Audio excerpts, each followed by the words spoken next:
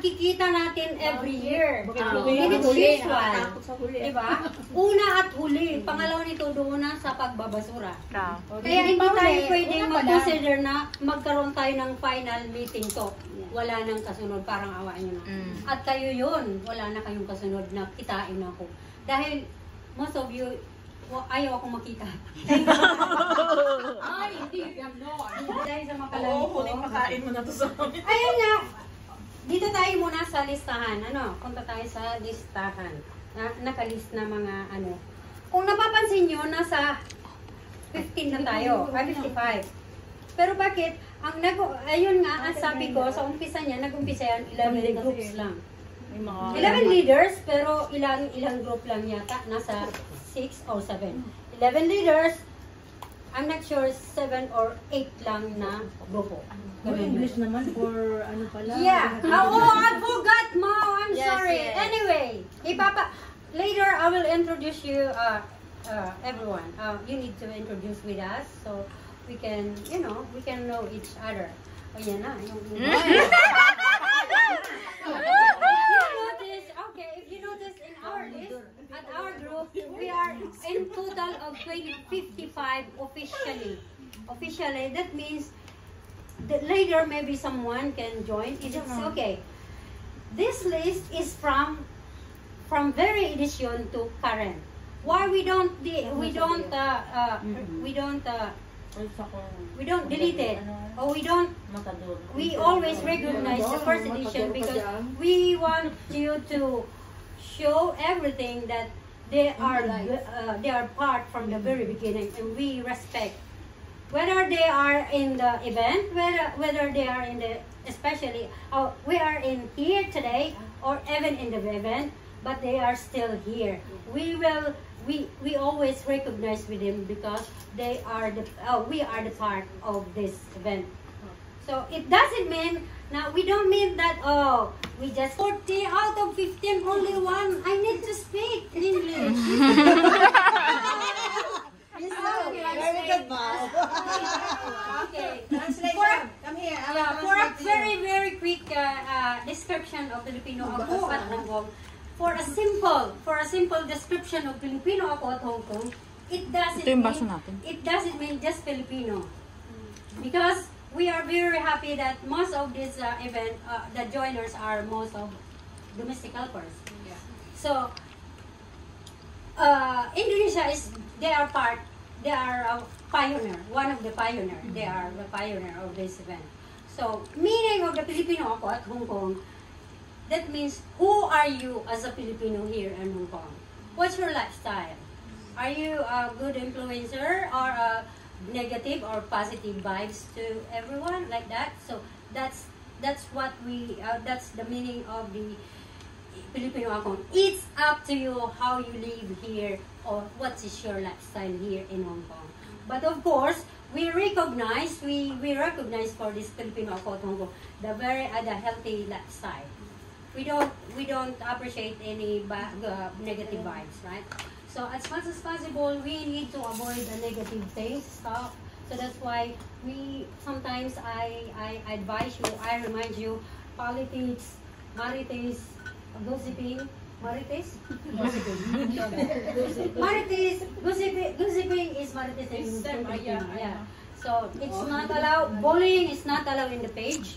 In the GC, even in the page. So because we need to respect each other, and we intend to have a good influence to everyone. Even we are not good to, we are not perfect. We are not good to everyone. But as much as possible, we try in this page to be a good vibes to, or good influencer to everyone, to anyone. Filipino ako at Hong Kong, there's no people. It's your people. So Filipino ako at Hong Kong is an open place that you can share your lifestyle here in Hong Kong. If your lifestyle is collecting alak or wine, it's fine. You are still welcome. What is the matter is we are happy. We are a good influencer. What is the matter is we always think, or we are trying to put in our mind, in our heart, to be a good to other people. Sometimes we are not good to ourselves. But sometimes what is the matter is the good influence to people that can give strength. Okay, in Filipino Got Hong Kong, it created because Anifer Ringor is one of the organizer of this event. She talked to me when I was a full-time runner. At that time, I am a Hong Kong team and a full-time runner. And she talked to me, "Oh, Ate, well, can you help us? Why we don't create one gathering, one group, different group, but one event that we can, in one place." And she asked me to select the place, to find a place, which is I pick up the Shaplong at the time because I felt that Shaplong it's not a common or usual for a community service like a cleanup drive. So that's why I chose Shaplong. At the time, I was a Hong Kong team, which is I live in Lantau Island at the time. So that's why I chose Shaplong, which I saw this is a very, very depressed for a garbage that no one can reach easy. Even everyone, some of you ask me why Shaplong. It's just once a year. Why not? Yeah. Tama. I remember I started from there. Yeah, it's just once a year. Then it's because we have a bulk of people. We have a big community. This event. So we need to try to avoid disturbance for our residents. And Shaplong is perfect for us, for all of us. So that's why we chose, we keep the Shaplong. We chose and keep this Shaplong forever. Just in case still have the next edition. Because last year I told to my boss, this is the last edition. I'm done. Oh, darling. Oh, you need a hug. Oh, like that. So sometimes our feelings change, good, bad. That's what is the matter is we keep going. True. Okay. Leave the Diyan na group lang sa to upuan, huwag na You don't need to stand up. Just Sit down, relax. Okay, Mau, go! Master! Mau. Me first? Okay, from there to there. Okay. Go! Dapat may ebidensya. Now, go. Wait. Hello, everyone. Hey! Hi. Okay, my name is Mau. I'm from Hiking Hong May Kong. ampon lang dito. My Hiking Hong Kong. activity outdoor is hiking, clean up, and during summer I always play on the beach. What is... Doing kayaking, Wow. swimming. Hiking Hong Kong. She's with Anifer and the others. Dewa. Oh, Dewa yeah, Bulan. in addition to Bulan? and Dewa. Oh, yeah. Because Dewa today Bulan. they cannot come here. They will have another clean up on Mongkungwan. And Bulan is have ceremony flag on Formosa. So Anifer also today not come here. Okay. Don't worry, Anifer is with her. Yeah. Okay, next. Kat. Hello. Ay! Ay! Alam niyo, taga-UP yan. Yun yung naghubad-hubad, naglalakad sa kalsada. Ayun ba yun? Sample. Isa nga yun. Picture niya. Sample. Okay. Sample daw. I'm part of the Go Green Volunteers, the GGBs. And then the outside activities I like to do are the cleanup, then the beach, and then running in sometimes. As well as you are part of UP. Oh, yeah. I'm also part of the UP Alumni Association here in Hong Kong. So they might be part of the group. I'm not sure yet. But right now I'm here as part of the Go Green Volunteers, which they will explain later. Oh, At least may witness tayo. Oh, maganda yun na. Okay, next. Tinanong mo naman sana. Alpas. May pas ba dyan? May alpas. Sikas na magpaliwanag. Ay, kayo. Kayong dalawa na kayo doon. Tutulak ang dalawa. Siya nga ang mag-aalit sa amin eh. Sumama lang ako. Ay, na sa parang Jeff Ro, Jeff Ro. from the High Camp. Hi. Our activities, hiking, camping, clean up, sometimes sports boxing. Yeah. No, and Isa siya sa Charity founder ng High Camp. co-founder. Yung type of ikaw talagang founder? yung type of Dalawa camp kami. nila, Deo? yung mga extreme, nandun sila sa bundok, nasa Which camp? paggabi. Okay. Nice. Maganda yun. Yeah, yun. Ikaw na, Helen. Agnes, Agnes ba? Hello everyone, I'm Agnes Ordan. This is a two-time join here.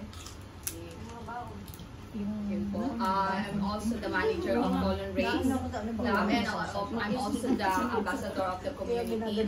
So I'm trying my best to invite all my community to join here because we are in 17 rugby team in Hong Kong. Wow. I like that. Si Agnes, andun siya sa isa sa awardee ng mga women. Ano yung team? Anong siya pala yun? Bowlan Rugby siya. Oo, nakikita ko. Nakikita ko. Isa siya yung siya yung front ng Bowlan Rugby. Pero meron pang nag-join, no? Yung Dolphin Rugby, kasama doon. Dolphin? Yes, yes, yes. Yung last time na kasama kayo doon? Oh. First time nila. First time namin doon. Tapos may mga splasher na member yata dyan sa Next, Helen! Helen! Si Tess nga ay kasama ko eh. Kaya ko sinama. Bakit tong dalawa na itong I'm from TES and Ikaw namang isa, palitan daw kami. we are Moyo hikers in Lantau.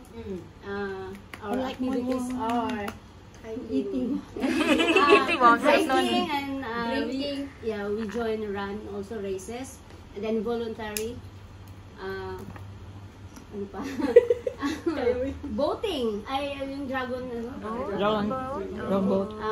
Andito kami para suportahan ng group. Usually, trail runners sila. Yung grouper nila. Naubos nila yung award noon. Ano? Next! Bakit ka nagtuturo ng Saka pala, siya yung nag-motivate talaga sa amin. Hello everyone, When it I'm comes to Lainey run, from ano, DW. sa volunteer. Ay, sorry ha, sorry.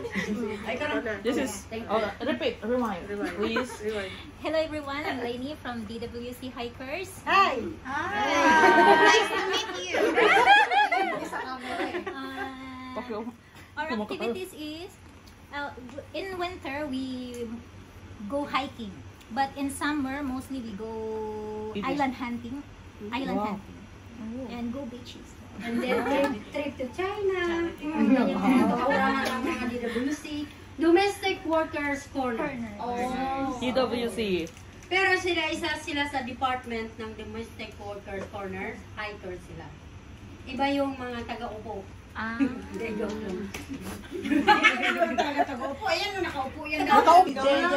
everyone, I'm the founder of Helping Hands Hikers. So we serve the community for 7 years. Wow, that's nice. We're doing the charity for a cause, and then we have also the group tour and some special events like we have the fun day. So anything you want to ask for